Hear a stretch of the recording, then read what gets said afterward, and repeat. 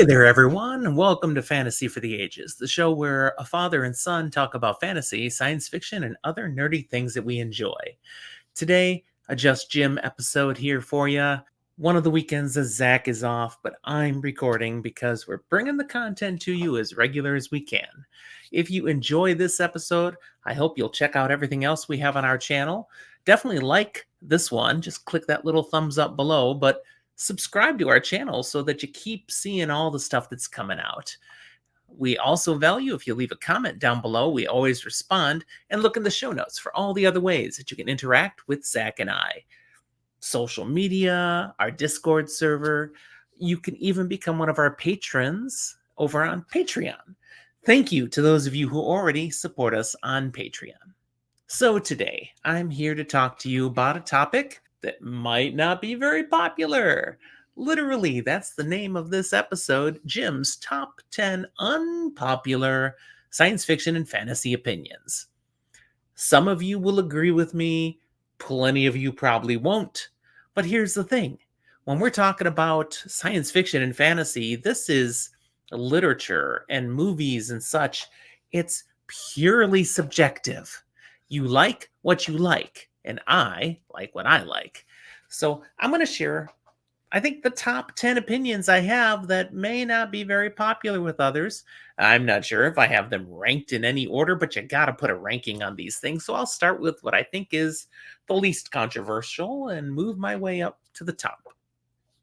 So from the bottom, number 10, Gene Wolfe's Book of the New Sun, way overrated. Okay, this is considered by many a classic of science fiction or science fiction fantasy, one of the best writings of all time. Poppycock. I have read it all the way through.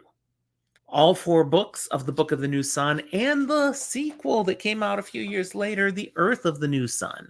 I felt before I could criticize it, I should read it. Now, I didn't go into this looking to have the privilege of criticizing. I picked this up because others had raved about it, how excellent it is, how amazing this story is, what an incredible work of literature. So I had high hopes.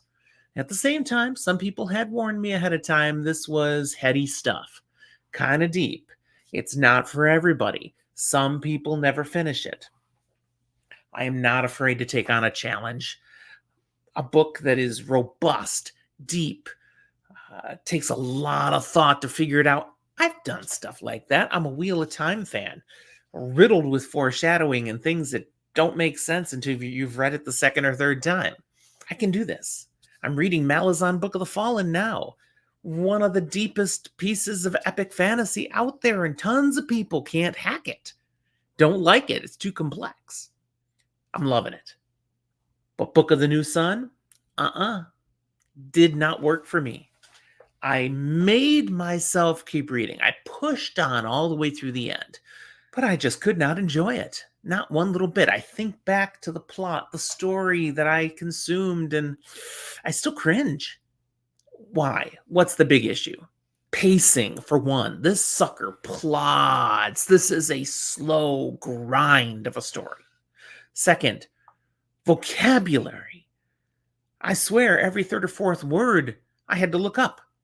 I have a huge vocabulary, but and I'm exaggerating a little on every third or fourth word, but there were a ton of monstrous words in here nobody uses regularly, and intermixed in all of those are words that Gene Wolfe frickin' made up.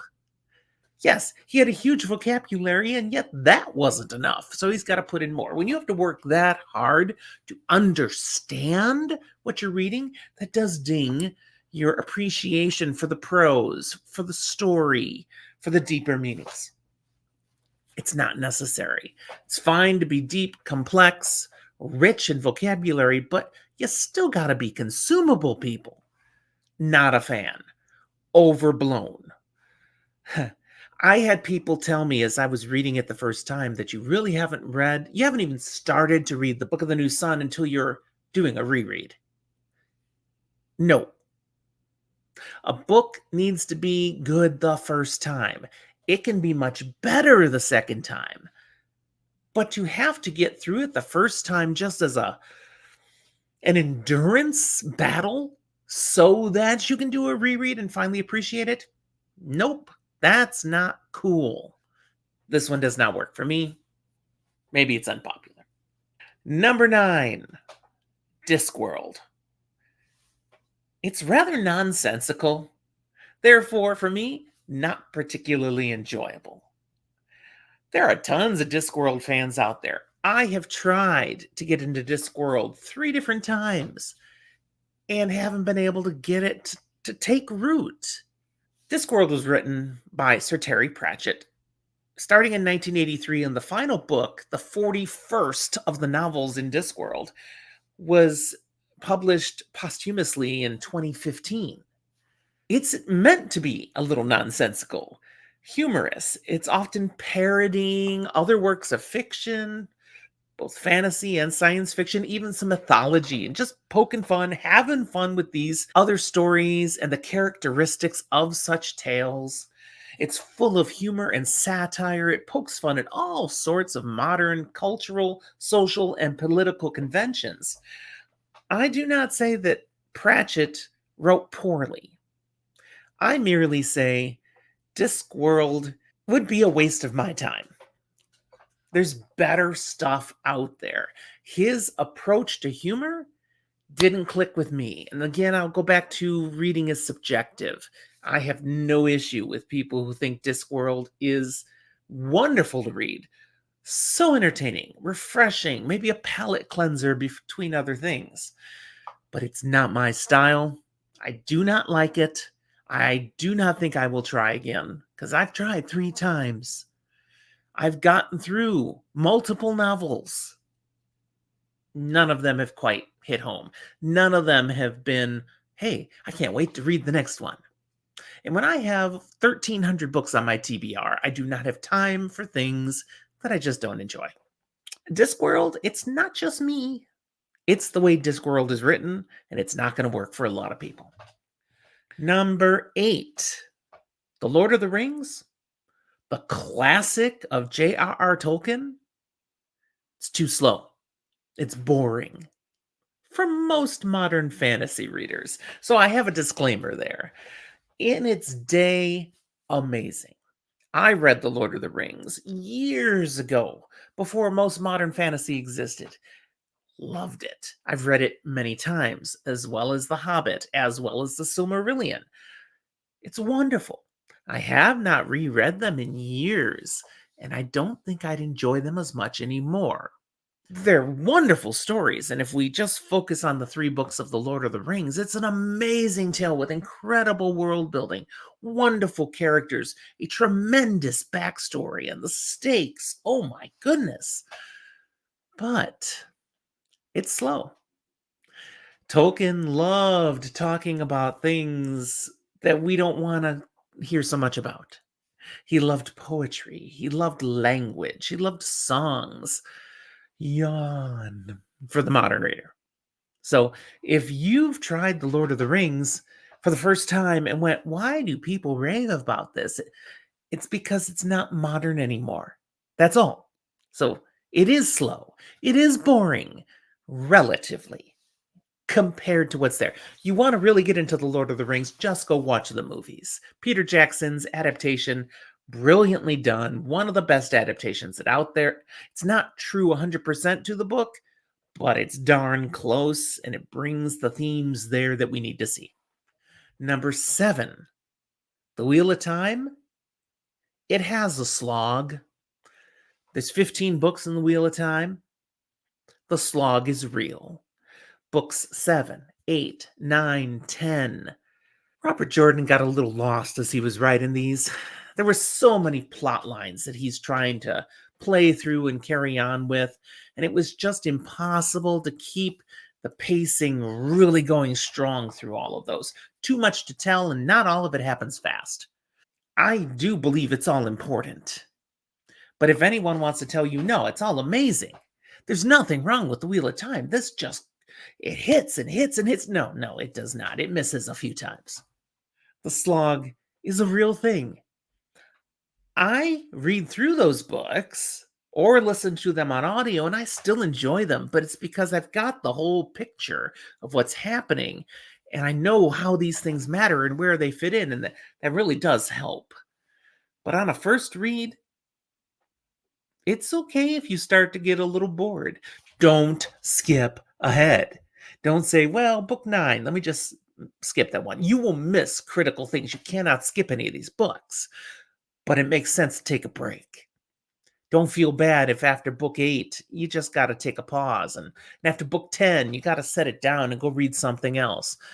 Now, when you come back for book 11, Knife of Dreams, yeah, just hang on now, man. You're on a thrill ride to the end. But 7, 8, 9, and 10, yeah, it's tough. It's real. The slog. How about number 6? My sixth least popular opinion is I'm not a real fan of Robin Hobb's Realm of the Elderlings. I'm probably misjudging that, but here's the thing. Back before I was doing content, I found a cool little trilogy that looked interesting by Robin Hobb called the Live Ship Traders Trilogy. I'd never heard of this author, but I found these at the bookstore, decided I'm going to read them. They look interesting. They weren't interesting enough, especially by book 3. The Live Ship Traders Trilogy is fine. It's okay. There's nothing wrong with it, but it didn't light a fire for me for the writing of Robin Hobb. And when later on I go on to find this is the second trilogy of the Realm of the Elderlings, which includes 16 books plus one more trilogy afterwards that is related to them, but not technically part of the Realm of the Elderlings, I had no fire in me to want to go read those. I didn't connect with Hobb's writing style. I remember the stories. They're fine stories. Again, I'm using fine poorly. Fine is like fine crystal, fine dining, really elevated stuff. These stories were fine does not mean they were really elevated. It means they just didn't have enough in there in the way Robin Hobb writes these to suck me in. I had to work to finish these books because I bought all 3. God dang it, I'm going to read them.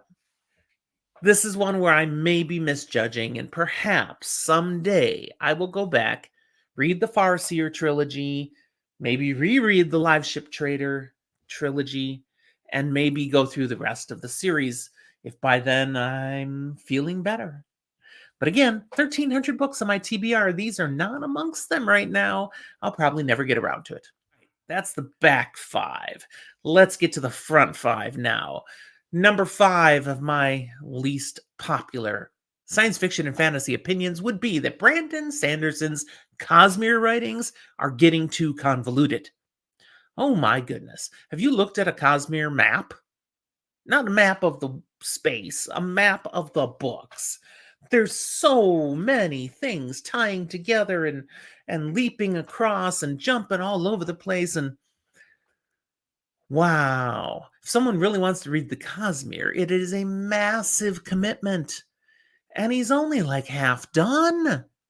You try to just pick up one of those books and read it, and you might like the story.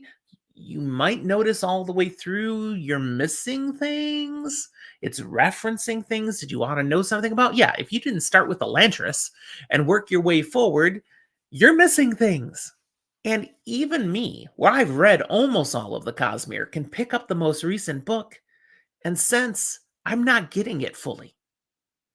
There's too much to have tried to retain. There's too many things that it almost expects I will have reread and that I've spent time online absorbing these things to put the connections together. No, it's too much. Am I going to keep reading Brandon Sanderson? Yes, I am. But I feel like he's just getting too far into this stuff. It's his masterpiece, and he can write it however he wants, especially when people just keep throwing money at him. Reference the Kickstarter at this point. But I think he may be making a mistake. He's getting too complex, too convoluted. And it could hurt overall long-term whether people remember fondly the books of the Cosmere. Okay, number 4. Again, more controversial, less popular. Xanth. The Xanth series by Piers Anthony. I think there's like 40 books now in this series. I believe he's still writing them. I've said elsewhere I do not recommend these books to people anymore, but here's my unpopular opinion. I kind of liked the early books of the Xanth series. Now, this was when I was an early fantasy reader. I haven't read these in, well, it's got to be over 30 years ago, but I did enjoy them. They were witty, punny, creative. Did I say punny? They were quite entertaining.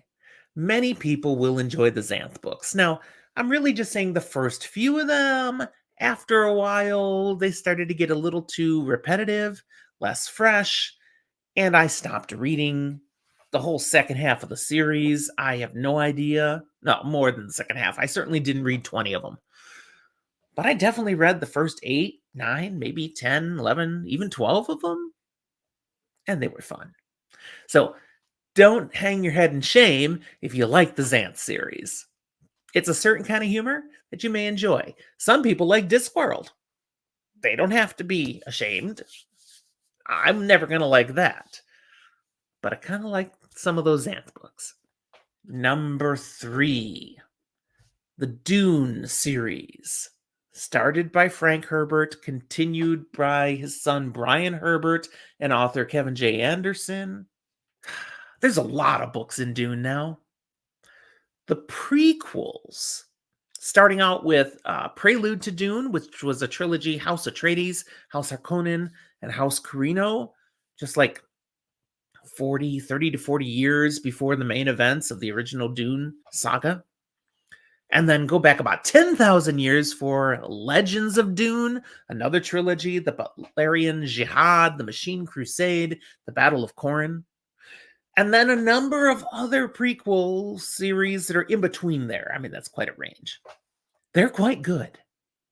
Not everybody feels that way. It's like, no, the original 6 Dune books, that's all that's good. No, baloney. Particularly Prelude to Dune and Legends of Dune, I loved them. Great backstory, helped illustrate why the original Dune books are so good, why this story is so incredible. Gives you so much more, especially Legends of Dune, 10,000 years earlier in the timeline. Amazing stories. Definitely love them. Wonderful tie-ins to what you get down the road, and even the sequels that come out later on.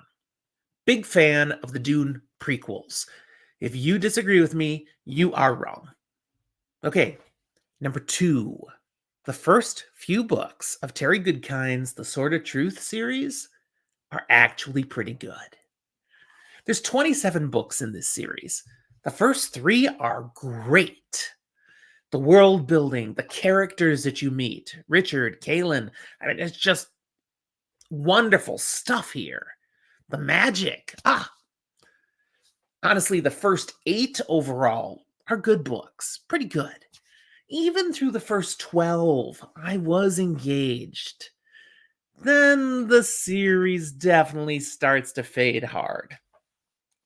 I have not read the last few of these. I've read most of the series, but I quit before it got all the way to 27. Terry Goodkind just kept cashing checks. He wasn't writing very good books at that point. But I'm here to say the first few books of The Sword of Truth are not just pretty good, they're great. And I'd even say through the first 12, there's stuff of value in there. You could stop reading after that. Finally, number 1, my most unpopular opinion. And yet again, maybe a lot of you agree with me. Most of the storylines of the Star Wars novels of the 80s and 90s were better than the new content Disney's been putting out. Seriously, all the stuff showing up on Disney Plus, the movies, even Rogue One, The Mandalorian, Andor, none of that holds up to some of the storylines that were out there in the books after the original 3 movies. There were so many books. Now they're no longer canon. Disney has made them the Legends line.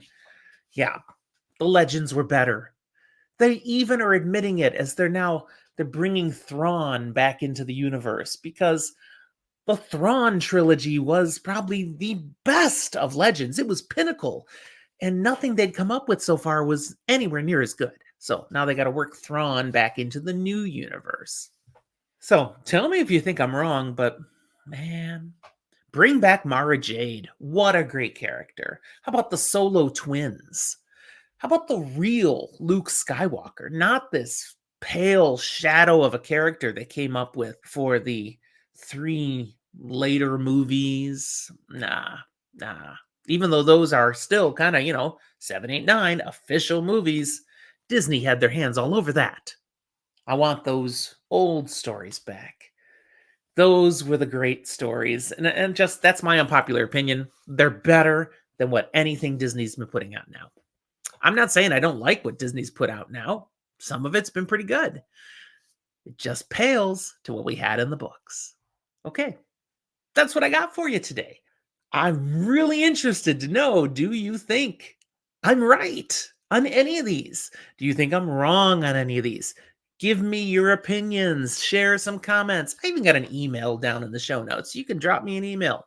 Certainly join us again on Discord and have conversations there about any of these topics. Love to hear your thoughts. Do you agree with me? Do you think I'm off base? It's all fair because it's all subjective. Thanks for watching, everybody. We'll talk to you next time.